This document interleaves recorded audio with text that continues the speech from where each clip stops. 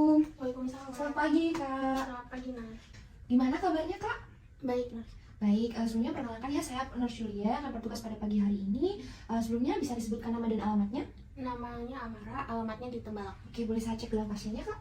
Oke, benar ya dengan Kak Amara ya, Kak? Oke, jadi tujuan saya kesini adalah untuk melakukan pengecekan tekanan darah, suhu, dan juga nadi ya, Kak, nanti. Nah, untuk waktunya 10 menit, apakah Kak Amara sudah siap? Siap. Baik, kalau sudah siap, saya mulai sekarang aja ya. Saya mulai dari ini dulu ya, Kak, sebelumnya.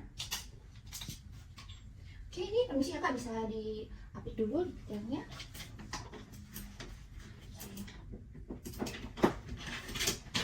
Kita sambil tensi ya, Kak.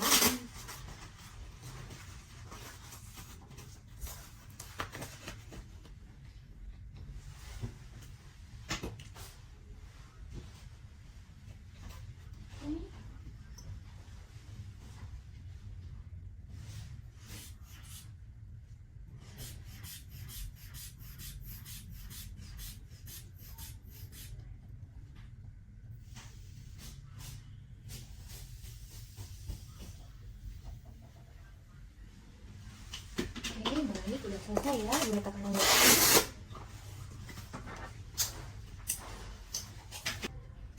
Oke, pilih tangannya ya, Kak. Oke, sudah. Ini Kak Amara sendirian aja? Tadi malam sih orang tua saya kesini, Nas. Cuman kalau sekarang bapak sama ibu lagi kerja. Oh, jadi ini sendirian. Terus nanti kira-kira orang tua kesini lagi pukul berapa? Nggak tahu, Nas. Soalnya saya nggak nanya juga sih sama bapak ibu. Agak canggung gitu. Jadinya ya nggak apa-apa sih, biasa sendiri juga. Oh ya, jadi Kak Amara kalau ngobrol sama orang tua itu sedikit canggung gitu ya? Nah, kira-kira mungkin dari Kak Amara mau dibantu nggak? Atau ada keinginan supaya komunikasi dengan orang tuanya itu nggak canggung lagi dan juga lebih baik lagi? Mau, tapi nggak tahu gimana caranya. Oke, jadi Kak Amara mau ya. Nah, nanti kalau misalnya Kak Amara mau, tapi nggak tahu caranya, kita bisa bantu. Nah, mungkin nanti setelah Kakak pulang dari rumah sakit, kita bisa bantu berkomunikasi dengan kedua orang tua. Dan nanti bila Kak Amara ini bersedia, nanti kita juga akan sampaikan kepada orang tua untuk meminta persetujuan juga. Seperti itu ya, Kak? Iya, Nas. Oke, berarti Kak Amara bersedia ya? Berarti nanti abis ini tinggal saya komunikasi ke orang tua Kak Amara ya. Oke, sebelum itu saya sampaikan dulu ya hasil pemeriksaan fisiknya. Untuk tekanan darahnya tadi normal, 110/80. Untuk suhunya 36,5 juga normal. Untuk nadinya 90 kali per menit juga normal ya, Kak? Oke, apakah ada yang ditanyakan Kak Amara? Nggak ada. Baik, kalau tidak ada, saya cukupkan ya. Jangan lupa obatnya diminum teratur dan juga usahakan makanannya dihabiskan ya, Kak Amara. Saya permisi dulu ya, Kak. Selamat siang. Selamat siang, Nas.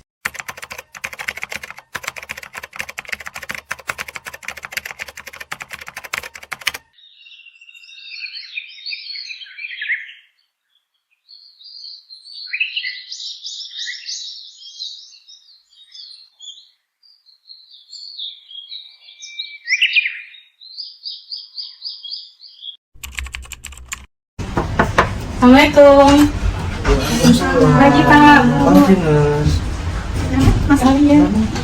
Tadi selesai ya nyari alamatnya ya? Enggak Pak, Bu. Udah selesai sama tugasnya alamat ya. Baik, Bapak, Ibu, Mbak, perkenalkan saya Laura Desa atau mungkin bisa dipanggil Mas Laura. Saya dari rumah sakit yang bertugas untuk menghubungi rumah Bapak setelah ini ya. Baik, salam kenal. Jadi, selamat kenal semuanya. Gimana kabarnya hari ini?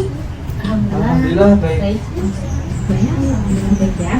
Jadi seperti yang sudah kita jelaskan di rumah sakit kemarin, saya hari ini datang untuk melakukan wawancara. Kita nanti akan sedikit berbincang ya Pak juga. Apakah Bapak bisa bersedia? Iya, bersedia. Karena kami juga nggak ada waktu yang harus pergi. Kita nanti kira-kira akan berbincang selama 30 menit ke depan ya Pak. Boleh? Boleh?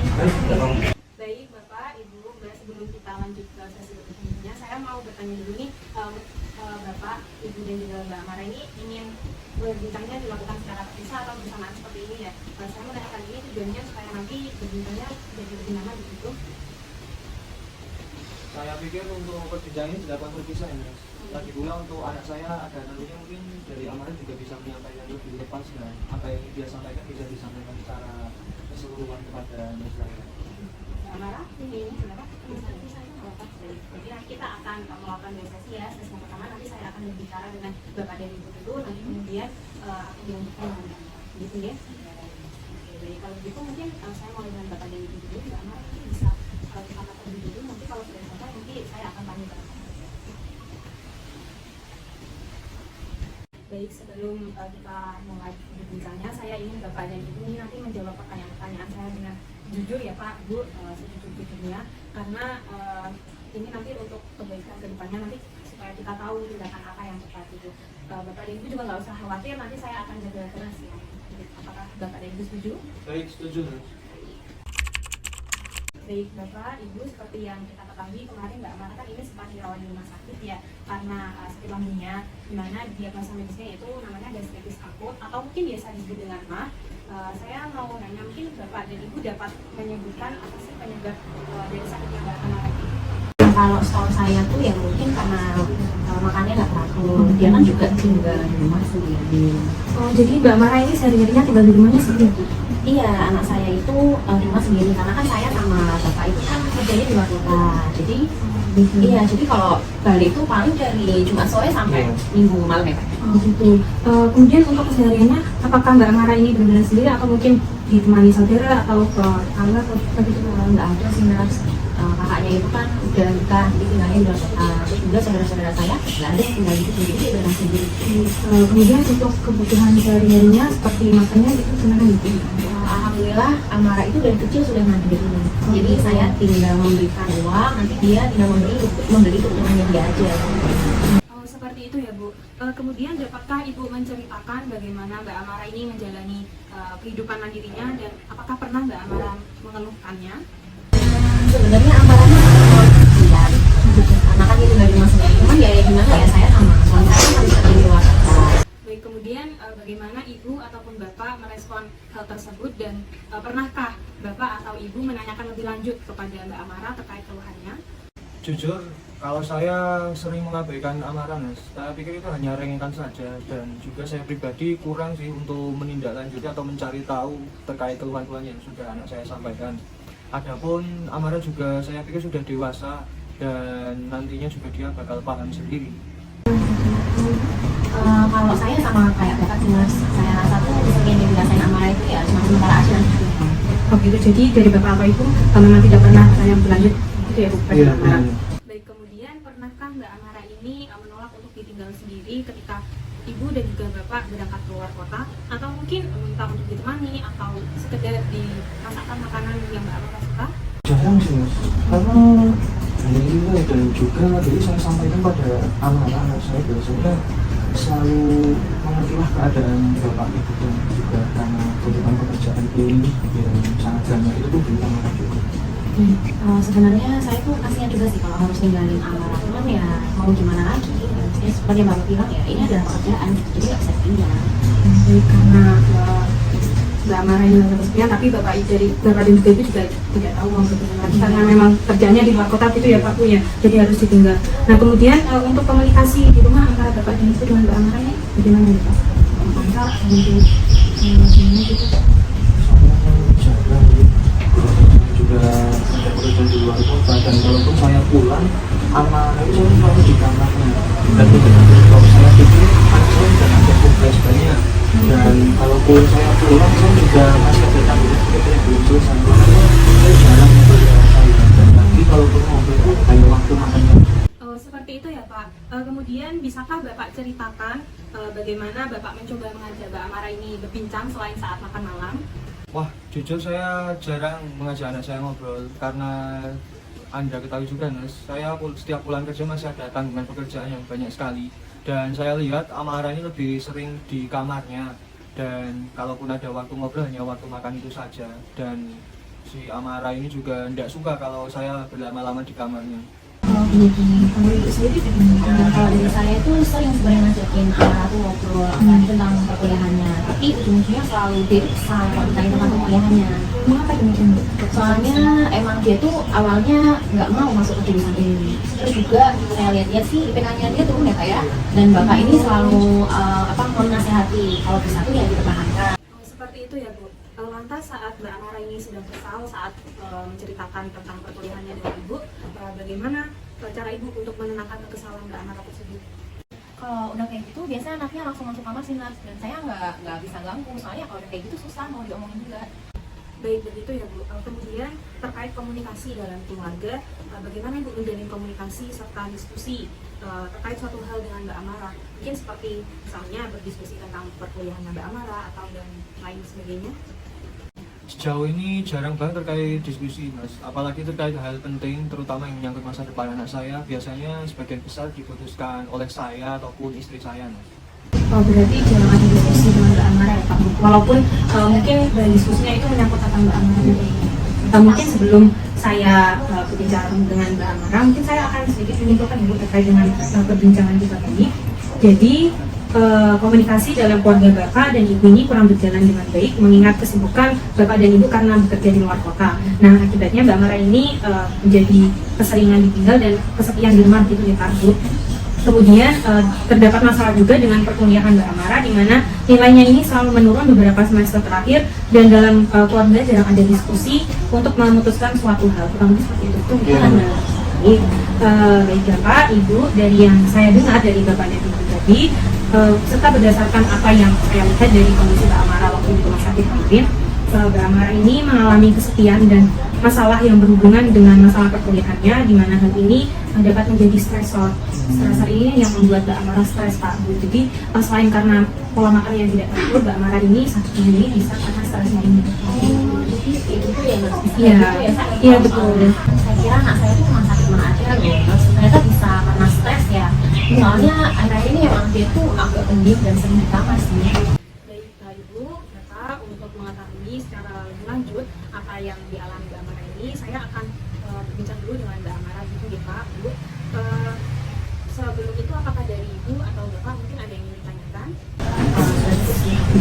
Karena komunikasi saya sama Amara itu kurang baik, jadi mohon dibantu ya Mas. Mas, iya dulu. Amara, ini Nurse Laila sudah selesai mewawancarai Ibu sama Bapak, sekarang giliran kamu ya. Iya Bu.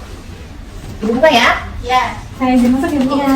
Permisi Mbak Amara, saya izin masuk ya Mbak. Wah, rapi dan estetik sekali ya Mbak kamarnya ini. Makasih Nurse, soalnya saya juga suka dekor-dekor kamar gitu sih. Oh gitu. Nurse, Oh ya. Sebelumnya saya mau kontrak waktu terlebih dahulu. Mungkin kira-kira kita akan berbincang selama kurang lebih 30 menit ke depan. Apakah diperbolehkan? Iya, boleh Nurse. Oh baik. Sebelumnya saya mau nanya apa sih yang dirasakan Mbak Amara akhir-akhir ini? Saya kan memang punya mah ya Nurse.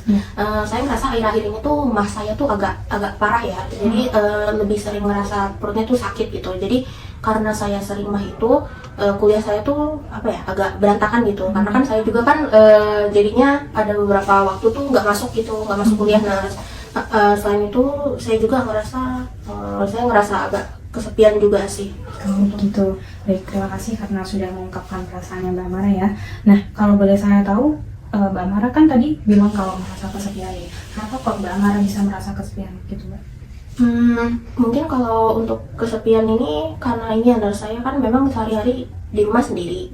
Terus bapak sama ibu itu kan sering kerja keluar kota, makanya jadi saya merasa di rumah sendiri. Terus habis itu kalaupun kita ada ngobrol yang bertiga gitu, saya bapak sama ibu tuh jarang. Paling kalau bapak sama ibu tuh nanya kondisi saya juga jarang. Biasanya nanyanya tuh uang jajan sih, uang jajannya masih ada atau udah habis gitu.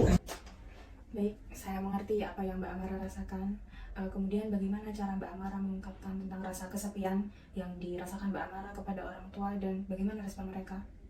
Sebenarnya saya udah sempet ngomong sih Nurse sama bapak sama ibu.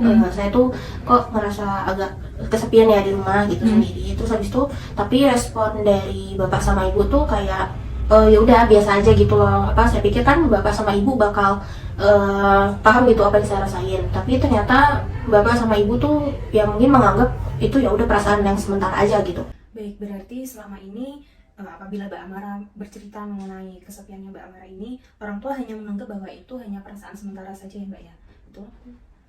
Kemudian saya jadi penasaran, menurut Mbak Amara seberapa baik orang tua ini mendengarkan dan memperhatikan ketika berkomunikasi satu sama lainnya?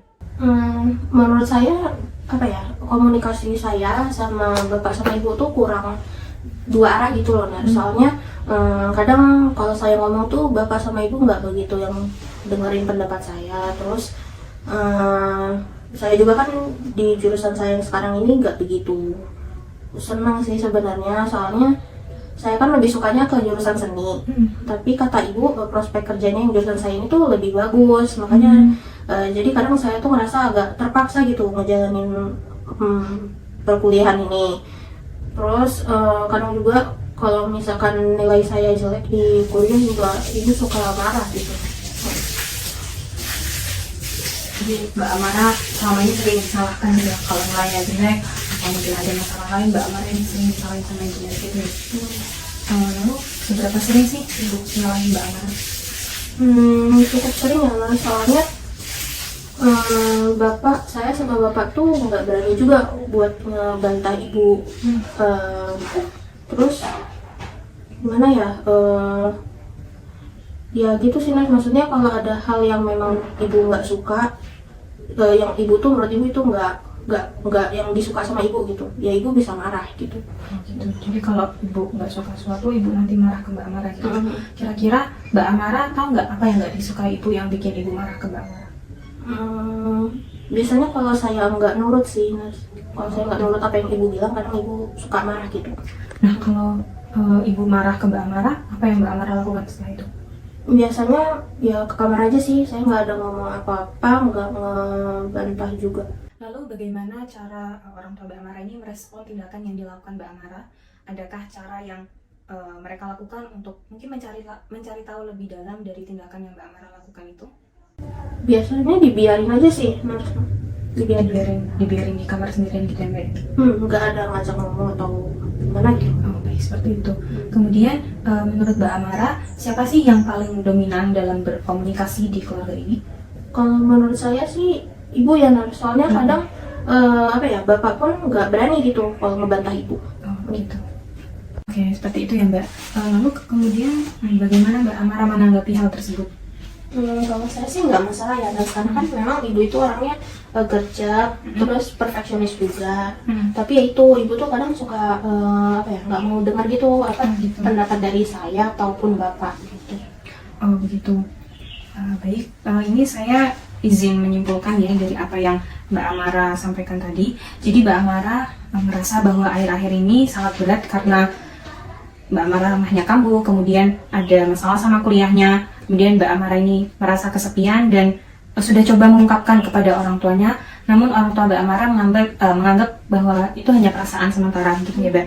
Kemudian Mbak Amara ini juga dituntut dari kecil, apakah betul seperti itu? Ya kayak gitu sih ya. Baik, selanjutnya saya mau ngajak Mbak Amara untuk berdiskusi secara langsung nih kepada orang tua Mbak Amara. Apakah Mbak Amara mau? Tapi nanti kalau bapak sama ibu nggak nyaman gimana ya? Benar. Menurut saya sebenarnya nggak nih Mbak, karena kalau nanti Mbak Amara dan orang tua saling berdiskusi satu sama lain kan jadi tahu tuh apa yang diinginkan Mbak Amara, apa yang diinginkan orang tuanya. Ya alhamdulillah ya Pak, itu dari semua pertanyaannya sudah saya berikan dan juga sudah dijawab dengan semuanya. Saya sangat berterima kasih kepada Bapak Semoga untuk waktunya hari ini. Jadi kita atas kerjasamanya ini kita bisa jadi tahu ya perasaan satu sama lain kayak gimana. Gimana nih rasanya setelah berbincang-bincang? Kalau saya sih lebih lega ya, karena saya bisa nyampein pendapat Dari ibunya? Kalau dari saya, sekarang saya bisa lebih mengerti dan juga akan memperbaiki. Dari Bapak? Saya lebih sadar lagi dan mungkin saya juga akan introspeksi diri saya untuk jadi orang tua yang lebih baik untuk anak saya Amara dan juga suami yang baik untuk istri saya. Alhamdulillah saya ikut juga mendengarnya. Kemudian saya ini mencoba untuk memberikan kesimpulan ya dari jawaban Mbak Amara yang tadi terkait dengan jawaban ini, bahwa begini Pak, Mbak Amara ini mengatakan bahwa ia kesepian karena tidak ada yang dengan di rumah, itu kan juga sering dibawa ke ya Pak. Kemudian Mbak Amara ini ada sedikit permasalahan dengan perkuliahannya, di mana hal ini menjadikan nilainya ini menurun Pak. Karena Mbak Amara ini merasa kalau dia lebih suka jurusan seni, dia ingin masuk kuliah jurusan seni. Cuma karena ibu bilang di jurusan saat ini tuh prospek kerjanya lebih bagus, jadi ibu meminta Mbak Amara untuk masuk ke jurusan ini. Karena juga karena dapat dari kecil dia itu sering jurusan pendidikan. Betul ya Mbak Amara ya? Jadi kalau dari yang apa yang Bapak dan Ibu bicarakan sama saya, kesimpulannya itu menurut Bapak dan Ibu komunikasi dalam keluarga ini tuh kurang berjalan dengan baik, yang melihat kesibukan Bapak dan Ibu tadi, di mana Mbak Amara ini sering merasa kesepian karena ditinggal keluar kota dan ada masalah dengan perkuliahannya sehingga nilainya menurun, dan juga dalam keluarga ini jarang ada diskusi mengenai suatu hal. Itu ya Pak, betul kan ya? Jadi begini, Mbak, Pak, Bu, berdasarkan jawaban atas pertanyaan yang saya berikan, keluarga ini memang memiliki ketidakmampuan untuk berkomunikasi secara terbuka satu sama lain, dan juga mengalami kesulitan untuk beradaptasi terhadap situasi yang sedang dihadapi. Hal tersebut terjadi karena minimnya komunikasi yang dilakukan. Jadi saya menyarankan untuk Bapak dan Ibu ini saling berdiskusi satu sama lain. Komunikasinya lebih terbuka, Mbak Amara juga bisa cerita ke orang tuanya, mungkin Bapak dan Ibu juga bisa saling bercerita satu sama lain. Jadi nanti komunikasinya bisa jadi lebih baik dan lebih terbuka. Jadi tidak ada masalah seperti ini. Apakah dari penjelasan saya ini tadi dapat dipahami? Nah, karena sudah dapat dipahami, apakah ada yang ingin Bapak atau mungkin itu apa Mbak Amara sampaikan? Saya sih. Baik, kalau begitu selesai sudah sesi pada hari ini. Selanjutnya saya ingin bertanya, kira-kira saya dapat berkunjung kembali ke sini kapan ya untuk memberikan intervensi? Untuk intervensinya itu mempertahankan dan meningkatkan proses dalam keluarga, atau mudahnya nanti kita akan membantu memperbaiki komunikasi antara Bapak, Ibu, dan juga Mbak Amara. Kemudian nanti akan kami pantau hasil intervensinya. Itu saya akan kembali lagi mungkin di hari Jumat, apakah boleh? Boleh sih, karena kebetulan memang kita pulang sore ya Pak ya? Insya Allah bisa. Itu saya terima kasih atas waktunya hari ini. Terima kasih. Mari. Thank you for watching.